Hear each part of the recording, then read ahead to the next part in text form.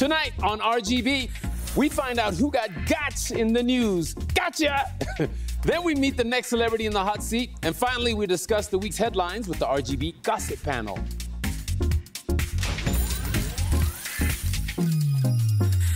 Welcome to RGB, one of the few things that cannot be bought, unlike some awards. I'm Fat Joe, and yesterday was World Hearing Day. That's right, World Hearing Day. Did you hear me?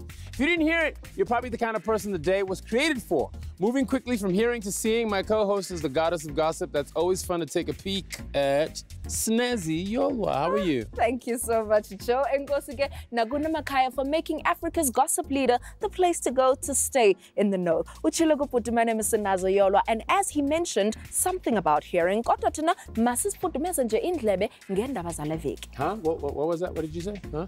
Oh, allegations are still flying about purchased awards after Mabala Noise swept the Metro FM Awards over the weekend. I think last year was Ambitious that swept it, with some saying it was rigged and others saying it was based on actual votes. That's right, the people voted, and no one has ever cheated when the people vote. Right. The Minister of Turn-Up, Figilimba Lula Wongeze ngelithi the public voting system leaves no one to blame like a panel would. Esithi uPeps Wodume ebefanele wina man, and claimed that the people were showing Mabala Noise flames because they're owned by ANC-related people. And obviously, he's never going to be biased because he's a minister, right? Razzmatazz has also been busy because he was on a tour with Robert Marau after Robert accused the sports minister of acting like Tarzan and trying to get him fired. Gentlemen, just get along, please. Isn't that Tarzan? That's Tarzan, right? All right, backstage drama now. Allegedly, Arthur Mafugati had to break up a fight at the Metros. Rumor has it that Arthur had to separate Tira and Professor after they got into a screaming match and almost went to fisticuffs. They said it was over a small thing. When is it ever not over a small thing? Abantu bamsokolisile Shem Miss Prue because kangabulele wonke umuntu obekule award-winning collaboration yakhe. Conveniently, those people that she didn't thank are the ones that are no longer in her stable. So clearly she wants to do everything in-house now. So it sucks when pretty people get ugly, right? But not for us. It's news for us. Yeah, it's news. Now, Nasty C has no time and no signal for you haters if his video is to be believed. After taking Song of the Year, Best New Artist, and Best Male Album, you could smell the haters roasting across the nation, but Nasty C can't seem to care for them over the sound of his own awesomeness. I hope you enjoyed that Tiga. If you dinga ufuena udinga more headlines, tune in next week or just rewind to see our perfect smiles again. The mark of a truly successful career is staying power. Kwaye udwendwe lethu lokuqala namhlanje on the seat of superstars has it in spades. Here to share how she keeps on top in one of the most low-down industries in the world, the real Goboza is proud to have in studio thespian extraordinaire Winnie Nchaba. Welcome. Kunjani sisi? Ngiyaphila njani wena? Ngiyaphila. Hlala phansi, make yourself comfortable. Thank you so much for having me. Pamela, let's take this journey yakho way back. Wakhule laphi? I was born in Ladysmith. I grew up at Shaw in KZN still. Yeah, that's where I completed my matric in KZN. What generations ungene njani? Because that to date is still one of the most iconic roles. I arrived in Joburg for the first time, staying in Joburg. From January, I got my first job in October. Not on television, doing industrial theatre shows. So in the meantime, how do you sustain yourself? My sisters. Nah. Yeah, my sisters were there for me. They knew every month they had to give me money. Okay, so how did generations change your life? That I couldn't walk freely in the streets. In the malls? In the malls. In the streets? I didn't know how huge Generations was until first episode I was in. I mean, I was in the last scene of the episode, last scene. But they had been speaking about this character that's coming, this nanny that's coming, Utawu no Kapela. So they had sort of introduced her. So I think the audience was waiting, you know, to see this person. So there I was, I didn't have a car that time. Last scene of the episode, there Ketiwe comes in and she says, forgive me, Booty. The following day I'm going to Westgate, I mean, to do my shopping. And then people started screaming at me. I could not understand what is going on. I was like, guys, what is going on? Because when I on the screen. Yeah. Yeah. It was a shock. So how did you travel if at the start of it? Because it takes I didn't have a car, but then, yeah. You can. I was forced to get a car quickly. Because you can't go through a ranking anytime. No, I couldn't. But I'm sure on the streets, they still refer to you as a Ukhethiwe. Amazing. Yeah. Amazing. I get so amazed. But then I give glory to God. I mean, which makes me realize that this show was huge. It was. It was a huge show. Because even now, people still call me Ukhethiwe. Like my son, wherever I go with him, he's like, Mama, why do all these people still call you Ukhethiwe now? Upeli, look at you. The era yake is over, but not in the hearts of South Africans. You know how we are. You know how we are. So, okay, just between the two of us, ne? Yes. Which generations do you prefer, the new one or the old format? How? Can you ask though? Obvious. It's obvious. Ukhethiwe went from being a nanny to being a model to being the face of La Chocolate, to stabbing people, to, yeah. I remember that episode. Not to Misani, Oba, I was on trial like Bamba, stab mom up and there's a pick and knife. It was hectic, but it was beautiful for me as an actor, you know, because, you know, it's easy that people say, "Are you not bored doing one thing over and over again?" But I was like, my character has done it so all. many different things. So I can imagine the stimulation is all there, from the nanny to the model to the love triangles to. Zikhona ezinye izinto kusijonge kwiscript ubona ba ayikudlalwa ngami ngoku apha. Yini manje le? I think I'm always ready, Mina, to throw myself really into whatever the vision like, is. As long as it makes sense. Okay, okay, I got you. Let us talk about sugar. Yeah. What is this sugar that everybody keeps telling me about?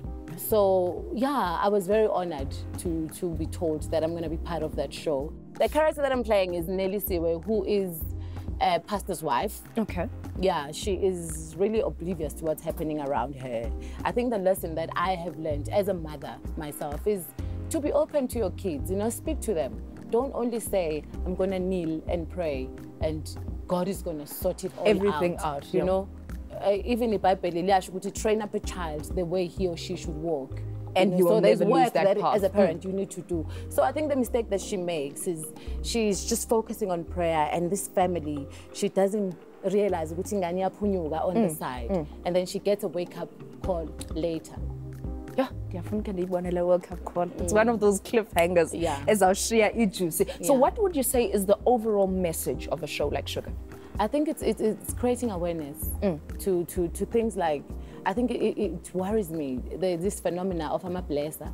You know, we touch on that, we touch on teenage pregnancies, we touch on backstreet abortions. One of the funders from USAID says they were doing research in the Western Cape. They wanted to know that now that sugar is coming to South Africa, what must be the storylines? And she says, one of the girls, the young girl says, whatever you do, make sure that one person dies. And she says, she asked, okay, how must they die? Why must they die? And she says, I don't care. If you're saying you're telling our story and you're being authentic to it, in our real lives, people always die. Yeah. So I was like, wow, that coming from a kid. So we're trying to make the youth, especially the youth, to be aware, you know, that the choices that they make, they always have a way of coming back really to haunt you, and there's consequences for every decisions and choices that they're making. Yeah, it's hardcore. It's hardcore. But it's a beautiful show. Yeah. Okay, so let's get to bega ama tabloids gancane, ne? Highball. Safika phaku sithwa, she's changed her new look. Abantu bathi, is it surgery? Is it this? Is it that? I don't really know, man. I got a new haircut. I'm taking care of myself. I'm single now. Men are lining up. That's it. Men are lining up. Where, Bantu? Where? Yeah, because sometimes, you know, as people, we read these things, and then this is the gospel you take. I'm 41.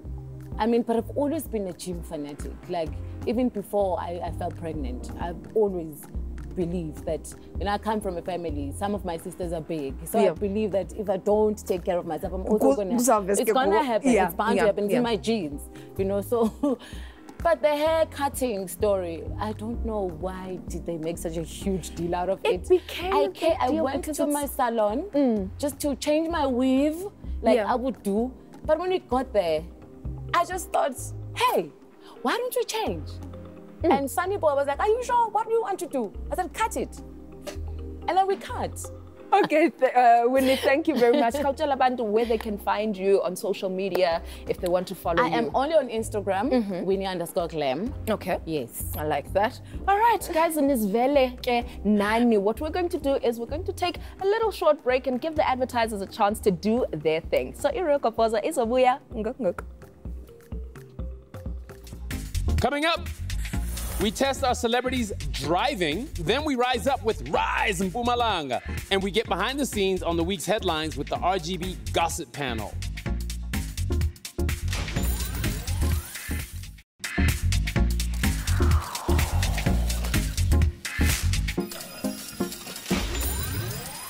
RGB has returned to whisper more celeb secrets into your ear.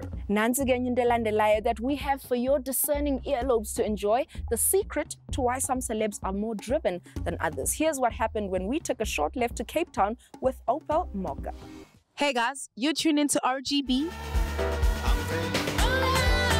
Do I prefer driving an automatic? I prefer driving automatic. Like, I'm done with changing gears, man. Can I not change gears, please? Can I not? Can I just cruise? Driving stick.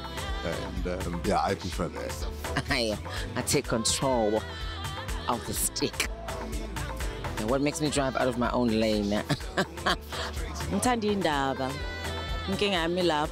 A sexy woman that's standing on the street.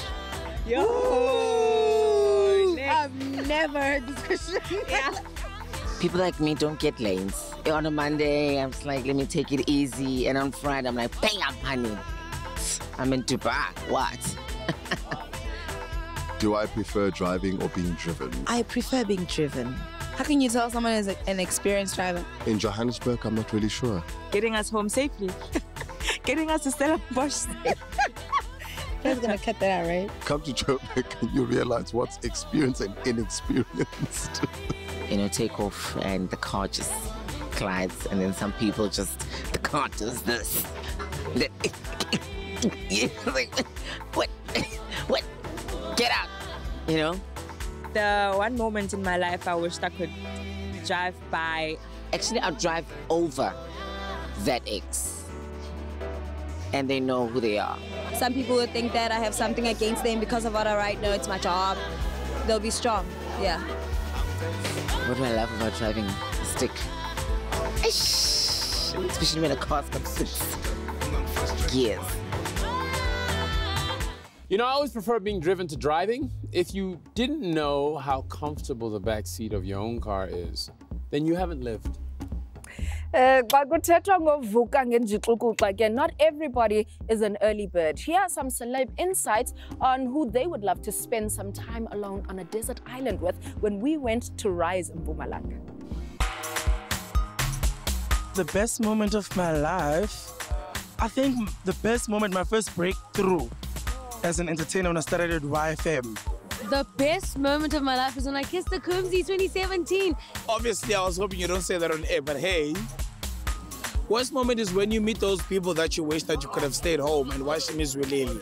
The worst moment, getting dumped for a teacher in Matatiela. Imagine. I've been forced to do things that I don't want to do, and I'll handle them because of money. I always control people, so I'm never controlled, so I don't do things. Oh my gosh, Natasha's a control freak. What situations make you rise to the occasion? Authenticity. Authenticity. If people want me to dance and I hear the right music, I rise to the occasion.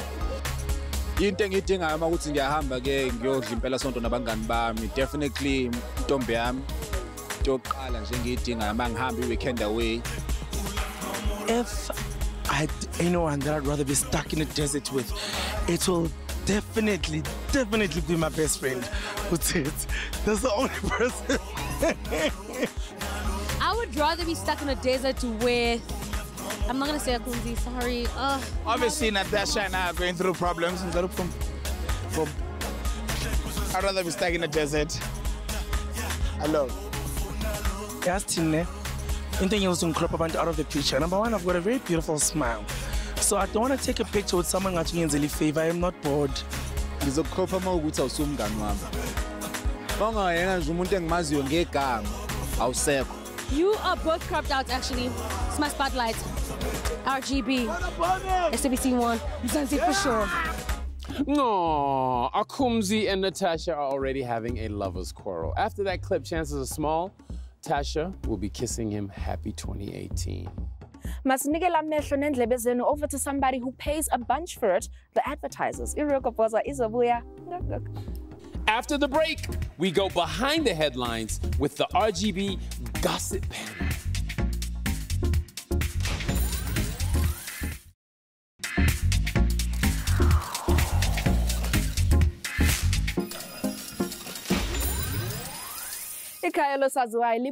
To do something that every single family does, and that is gossip.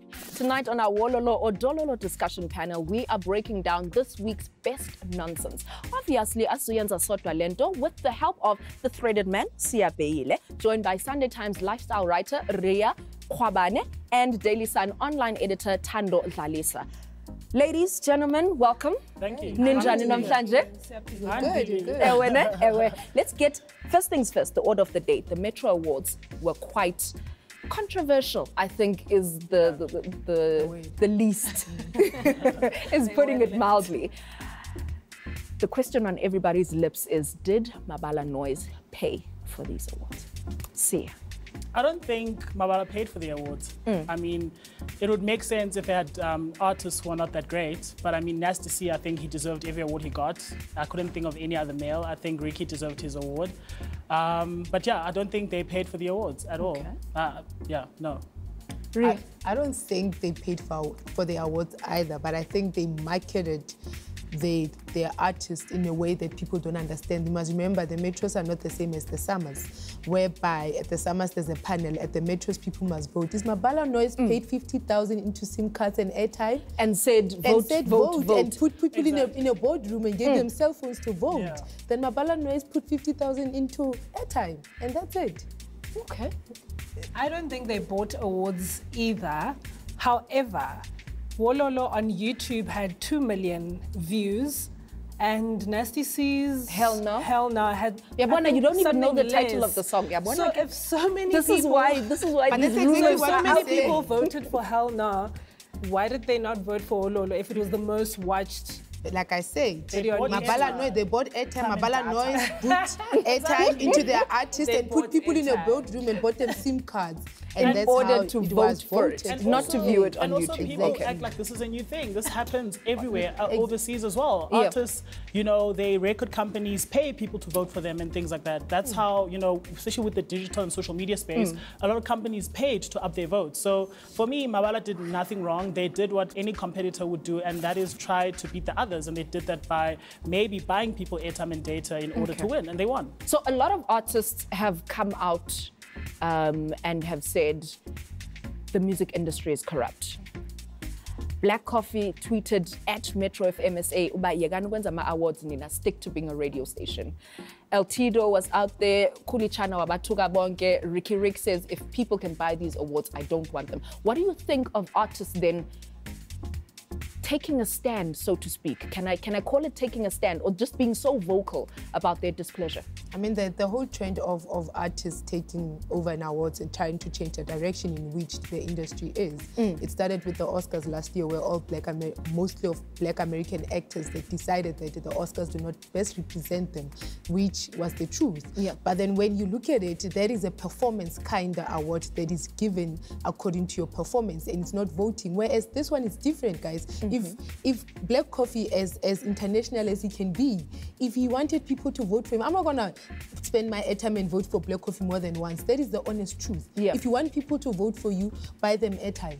I think artists just generally wanted to have a voice this time around. Social media helps that. And just to put it out there, I guess a lot of them were going through these things, but behind closed doors. Now they just wanted their fans to be aware of what's happening in this industry. And with Ricky Rick's speech, I think it just opened a whole lot of a can of worms. There have been a few scandals about DJs having to be paid to playlist certain songs in the past. Okay, let's move on to the next one. Fashion designers David Tlale and Baledi Sakhapo were at war, David was accusing Baledi of stealing his intern's design, but Baledi was wearing another designer's look. Later, David removed the Instagram post after Baledi told him where to get off. Okay, yeah. Tand, what should Baledi do now because his name has been dragged through the mud? I think Namakatata illegal action Baledi. Why not? As much as David had the guts to call him out by, you know what, you're copying my work, I think Baledi should also just have those guts to sue him. You know? Okay. Take it to a new level, spice things up. You know what's the most disappointing thing about the two of them is that they're two black men, grown, as you're saying. Grown men fighting over a design. On Instagram. But when a white designer steals one of their designs, they don't attack them. They do it all the time. White designers put traditional and prints on the ramp. They never attack them and say, why are you claiming that culture that's not yours and how are you best representing it? Also, I just believe like you guys are two grown men and you're fighting frivolously on Instagram. I just think it's pathetic, to be honest. South African designers are so tiring because they are very prominent of copying international designs. So I don't think there's anything original. I don't think there's anything original. There's nothing original in fashion. You can't be like, oh, I designed that drape. Someone else has done that drape before. So I just think the whole thing is stupid, to be honest. Okay, speaking of taking things to the next level and spicing things up, let's talk about dressing appropriately when you go to public events. Queen Skolpat, the lady with the yellow dress at the Metro FM Awards that trended for showing her to the nation. See ya. I love her. Siswam, do your damn thing. I think this lady is one of the most exciting things about the Metros. I think, yeah, she stepped up to the occasion more than the Metros did. And is something like this even allowed? At first, I was a bit uncomfortable with her, but now I'm getting used to her. And as Lucia said, she was one of the most exciting things that happened the whole night on Saturday. And she dropped a single on Monday. But will you go and buy the single now because you saw her bum? No. I'll buy it. Because Losa she's apparently a nurse in addition to being an up-and-coming musician. So I think her, by doing this, was just showing how ridiculous and how the award shows in South Africa don't care about style. Guys, thank you so much for coming to join us on The Real Goboza. It's always a pleasure to have you. Hopefully, sanibona next time. Instagram needs to make a broken heart button for Skolpat's account. I feel bad for the poor guy that brought her as his date, because imagine telling your friends that you have a great date and a hot chick, and she ends up showing you and all of social media flames. Well, if you want to share a few other burns with us this week, connect with us on our social media pages, on Facebook, Official Real Goboza, or through the Bluebird on Twitter @OfficialRGB. Or see if we let you slide into our inboxes by throwing your pricey data at our personal pages. He's at The Real Fat Joe, and I'm at Sinazo Yola. And on that note, good night.